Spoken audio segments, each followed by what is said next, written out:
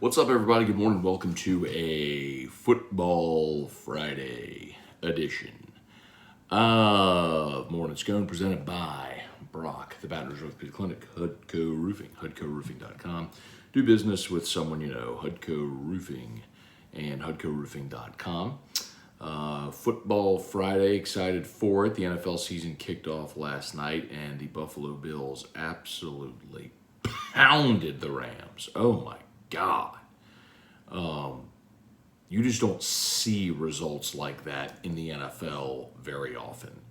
In a league where parity reigns, where the rules are structured such that the best shall finish last and the last have an opportunity to be best,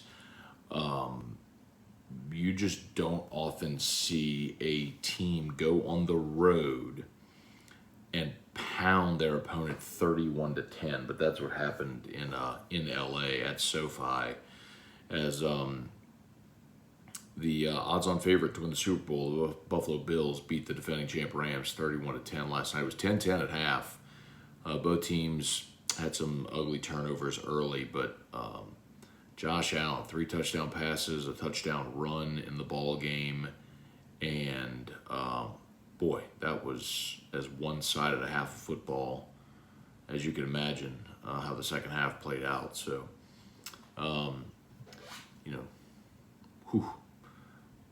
Buffalo put everybody in the AFC on alert for show.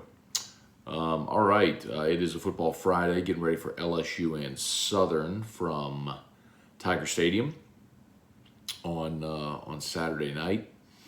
Brian Kelly met with reporters after practice and then had his coach's show. Of note, he did acknowledge that Jack Besh had a stress fracture in his shin, not shin splints. So stress fracture for Besh, one of the reasons why they brought him along and continue to bring him along slowly. So as he gets better and better, certainly he'll factor in more and more into the offense.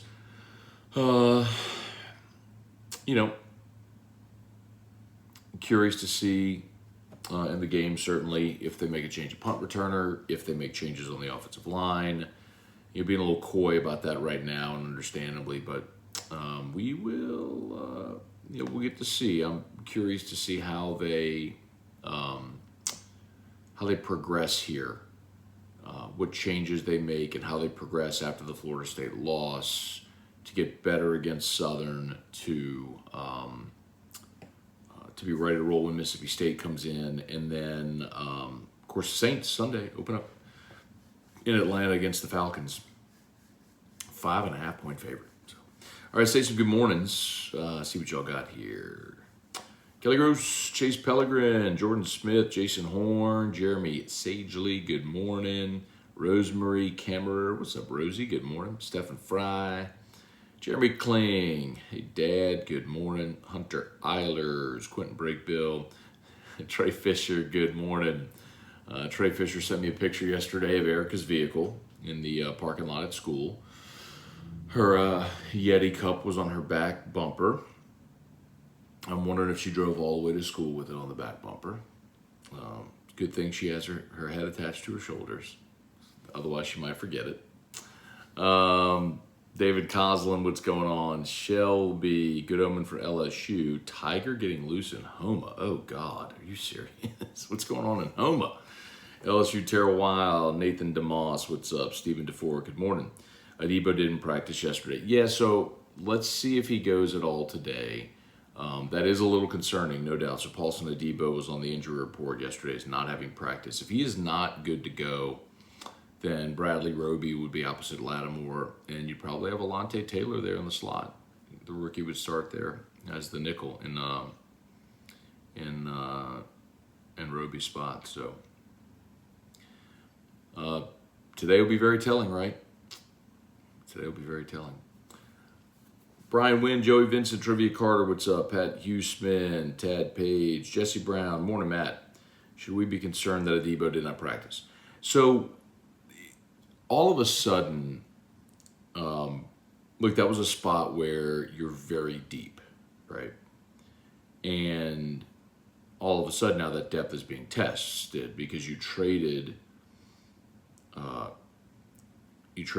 Chauncey, and now with Adebo hurt. See, trading Chauncey alone, you can withstand that because you still have Lattimore, Adebo as your outside corners, Roby in the slot, and you drafted Alontae Taylor in round 2. No worries. Well, if Adebo can't go, now it's Lattimore, Roby as your outside corners, Alontae Taylor in the slot, and I know who back him up. You know what I mean? So your depth is tested. Like, I think against Atlanta, who really doesn't have any good receivers. Now, obviously, Kyle Pitts is a freak show at tight end. But aside from Kyle Pitts, their wide receivers are about as bad as the Saints were yet last year. And you got Marcus Mariota throwing the football. So I'm not really worried about Atlanta. But moving forward, I mean, next week you're home against Tampa, and I am worried about that. Like, you better have them ready to go for Tampa. So can they overcome it against Atlanta? Yes. Next week against Tampa? Probably not.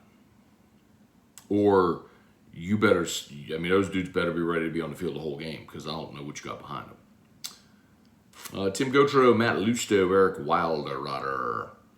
I know that in a vacuum, the Michael Thomas things are no big deal. Forest from the trees, I'm concerned the last few years resemble a 30-year-old running back.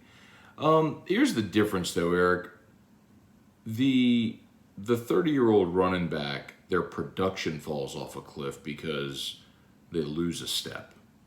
I don't know if Michael Thomas has lost a step. You know, he had the ankle injury, which we know why that persisted as long as it did. He waited to have the procedure, unfortunately. So it cost him last year, and now he had a soft tissue injury. You know, that happens. I mean, dudes pull hamstrings. I mean, but I think it's also why they've been intentional with keeping him out the last 2 weeks, really, to not do anything, to let that thing heal, be ready to go for this game. So I suggest he will play against Atlanta. So, you know, Eric, the more concerning thing would be, you know, has he lost a step? But the other thing I'll tell you about Thomas is Michael Thomas's game was never stretch the field, right? His you know, skill set wasn't a speedy wide receiver. Like, if Deshaun Jackson or Tyreek Hill ever lose their speed, well, now they're just not as effective because that's the thing that made them dynamic. That's not the thing that made Michael Thomas dynamic. It was his ability to create separation, and anything thrown near him, he caught. And that stuff, I don't think that wanes. You know, we'll see. Wrapping batches, score prediction for tomorrow, 58-7. 50, a lot to not nearly enough.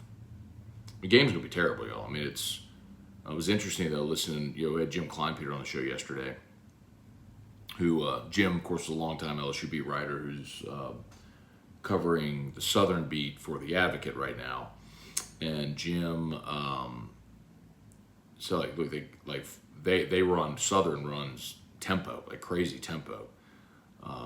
Look, Eric Dooley had a lot of success at Prairie View, so he's a good coach, but just skill set, you're talking about talent, roster depth. You're just talking about two very different levels of football. So it's not going to be a competitive football game. It may be for a quarter. I mean, it may be early, but no. Let's see. Hudson Jeter, what's the Scone lock of the week?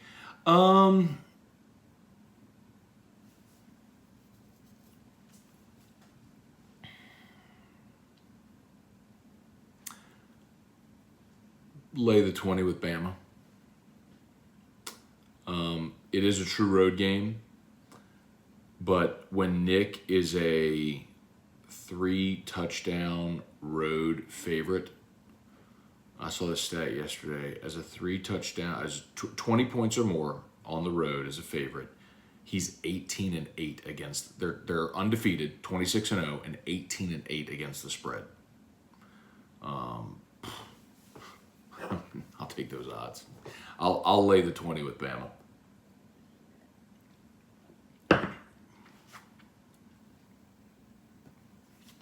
Marcus Washington, good morning. Dave Vendur, good morning.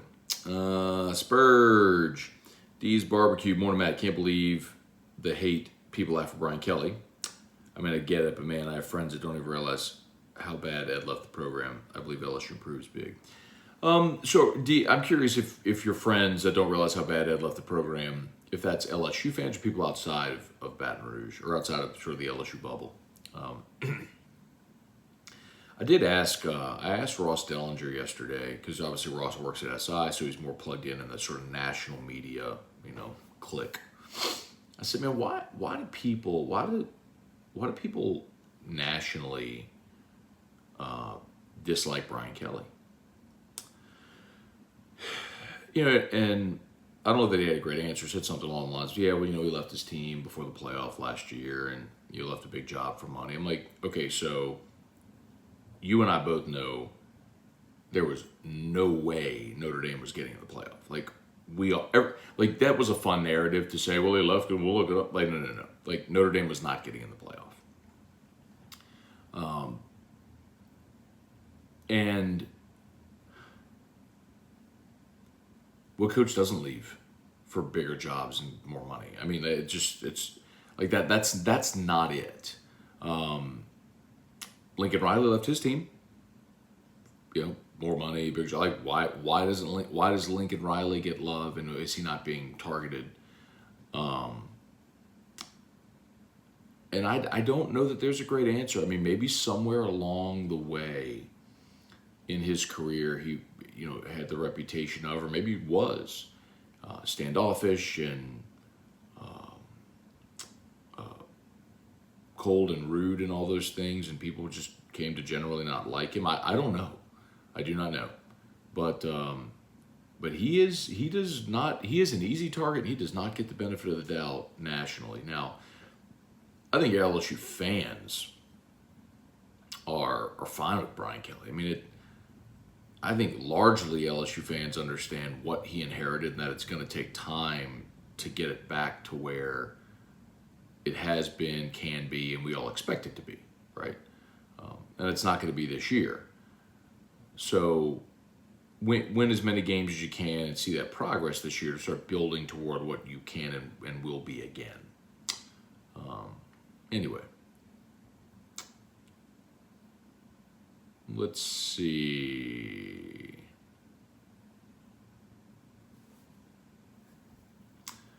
Y'all smash that like button if you haven't done so yet.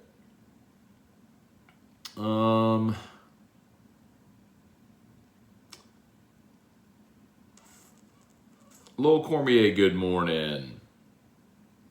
Mike Hoagie. Hooge? H-O-O-G-E. Hoagie, Hooge. I'm going to go with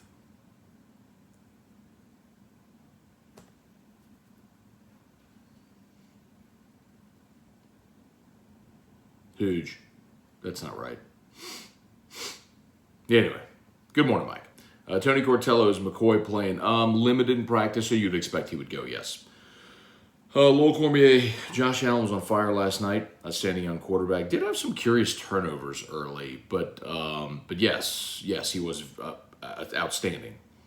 Shelby, is Marcus May playing, or is he out due to his arrest? He has not been suspended, Shelby, due to the arrest. That would have to come from the NFL, and the NFL has not ruled on the personal conduct policy. Remember, it's not just this recent arrest, but also the DUI arrest. And last year, Deontay Hardy missed games because of his DUI arrest. So I expect at some point this season, Marcus May is going to miss games. But no, by all accounts, he is good to go for this game.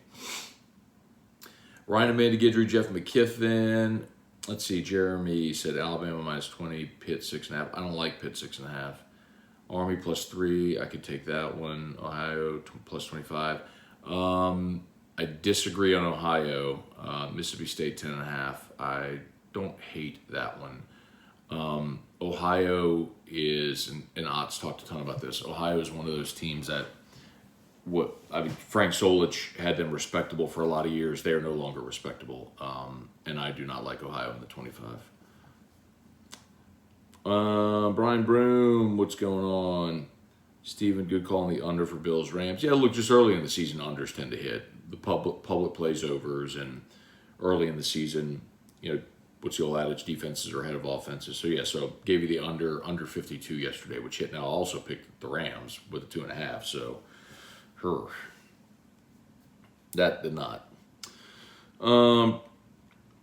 Does Vanderbilt get the upset over Wake Forest? No.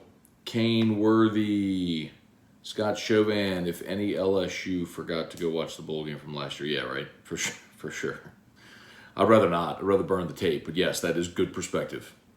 Let's see, about 10 more minutes, y'all. Nathan DeMoss, Brian Kelly isn't liked because he came to LSU if he had went anywhere else. See, Nathan, that's, okay. That is some, egocentric nonsense. And don't take that as, a negative, like you're so egocentric. I just mean you're only looking at LSU. It's like, well, they hate LSU. No, bro. That's not an LSU thing. That's a Brian Kelly thing. People didn't hate Ed Ogeron. People didn't hate Les Miles. They thought he was charming and endearing and funny and eating grass and all that stuff. Brian Kelly is a target. He's not a target just because he's at LSU. He's a target because I don't know why. But past LSU coaches weren't targets like Brian Kelly is, where people are just lobbing venom at him. I mean, people made fun of Ed Ogeron's accent, but that would be literally anywhere Ed Ogeron went. But no. That's just not, if Brian Kelly had left Notre Dame for Southern Cal and danced with a recruit, he'd still be getting the same amount of criticism. That is a Brian Kelly thing. Bill Gallion, what's up? Okay, it is hoagie, like the sandwich. I thought so, Mike. Didn't we talk about this in the past? Because no, but you know what it was? It was a Steve. I think a Steven hoagie who commented and told me that in the past. Like the sandwich hoagie, and I said hoagie. Anyway, Trump says it's huge. I say it's hoagie. Huge. Let's see, Tony. Lincoln Riley gets love because USC is more prestigious. No. It's that Lincoln Riley is likable. That's the difference. It's just not Clay Helton. Clay Helton didn't get national media love because he was at USC. Clay Helton got criticized for being a bad coach and got fired. It's different. It's not an LSU thing. It's not a USC. It is a personality of the coach thing. And the strange part for me is my experience with Brian Kelly has been very good. As far as just dealing with Brian Kelly the person. I'm not talking about coaching. I'm talking about Brian Kelly the person. My experience has been very good. So I'm surprised because that's one of those instances where do you believe what other people say or do you trust your own experience? It's well, a lot of people have a negative opinion of him, but my experience has been really good. So dude ain't done nothing wrong to me. I'm fine with him. Brian Penn, good morning from El Paso. Bill Kelly, and some of you just suck. Some of you do. Some of you just suck. Y'all creeping up in college athletes' DMs and lobbing death threats and vulgarities at them. You suck. You're a grown adult that needs some perspective. That's what you are. Shelby, what's going on? And I think Brian Kelly should have gone for 2. I agree with you, Bill. I think they should have gone for 2. I know Brian Kelly talked about the percentage last night, 94% make the PAT, would have won in overtime. And 2-point conversion is a 50% proposition. You had them on their heels, man. First time I talked about it immediately after the game. I was surprised they did not go for 2. You fought back twice from double-digit deficits in the fourth quarter. I guess the end of the third quarter and then into the fourth quarter, and and you had them on their heels. You have a dynamic quarterback who gives you a run-pass option go dial up one goal line play and get me 3 yards. I totally would have done it. I completely agree with you. Brennan Rifle, do you feel Southern will put up a fight against LSU? No. I think Southern has a chance to be really good. I would not be surprised if they win the SWAC. Eric Dooley's a very good coach. This is just a vastly different level of football, even from FBS, FCS terms. I mean, there are very good FCS teams that have won games against the FBS. We've seen Northern Iowa win. We've seen North Dakota State win. And we've seen FCS schools beat FBS schools. Appalachian State, but Appalachian State was the FCS national champion that year when they went and beat and nipped Michigan. Like, that was a very good team. The SWAC, just as a conference, is at the bottom of the FCS. And maybe Jackson State will win the SWAC, maybe. But my point is, it's not a commentary on Eric Dooley or Southern. It's just two different levels of football. If LSU has a winning season, do you think Kelly crap talk goes away some? Not this year, no. I mean, he'll have to win. He'll have to win big for that to go. Like, he wins a national championship, that'll go away. Arthur Blanchard, morning, Matt. My new roof looks amazing. HUDCO is awesome. Thank you, Arthur. We appreciate you for giving us a shout, man. Thank you for the trust. HUDCO Roofing, HUDCOroofing.com. Do you think Jackson State would be a tough game if we played them? No, I do not. Like, it is just, you got to understand, it's a vastly different level of football.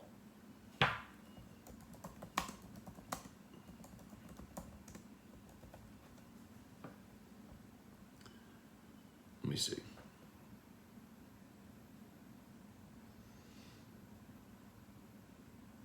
I mean, ULM was atrocious. Jackson State played ULM and lost 12-7. They scored 7 points against ULM last year. They did not play an FBS school.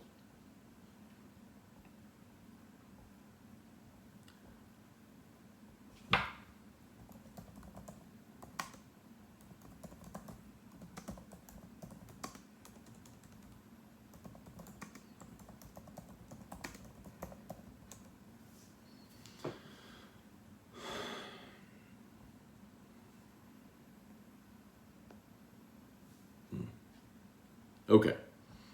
Couple more. Jordan Haddad, first NFL bet of the year hit. All right. Cody Brunet, Brian Kelly was an a-hole like Saban without the natties. Maybe. Yeah, but he hadn't been to me or to us. That's the surprising thing. I don't know where that stems from. Like, where was he an a-hole? I mean, because he yells on the sideline?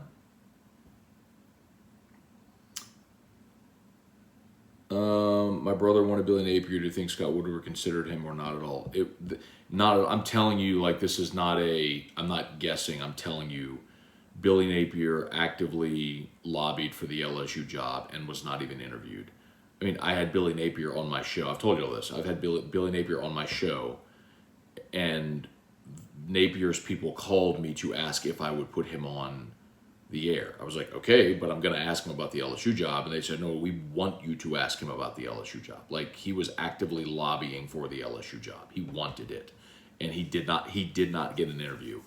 When he interviewed at Florida, they offered him the job. And I remember it was a Tuesday.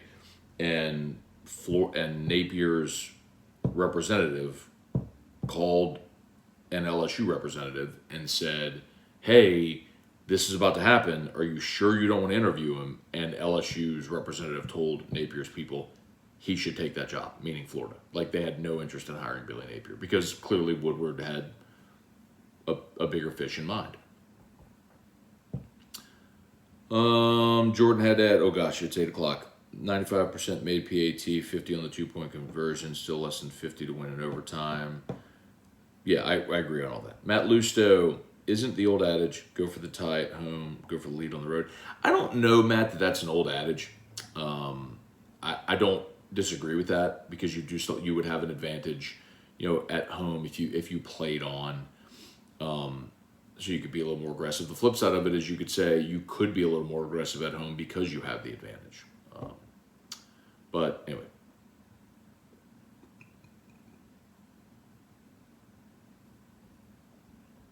Dave Vendur, who was the yo-yo that said if you win, we'll be on time.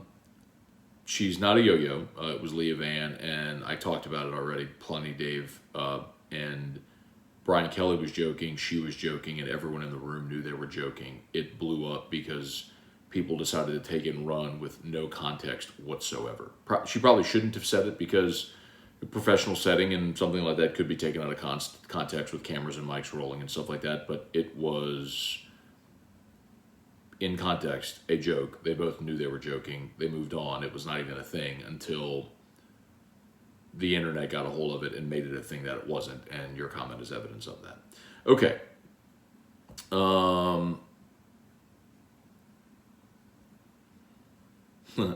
Do you think App State plays 8-4 Texas A&M a good game?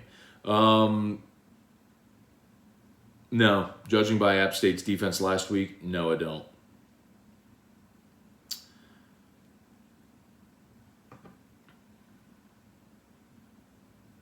Let's see, Timothy, morning, Matt. I was the guy betting LSU over 6.5 and laughing at all you clowns who didn't. Maybe a year down the road, that will be the deal. Still going to the Southern game, going to be great. Timothy, for whatever it's worth, I still think they do hit over 6.5.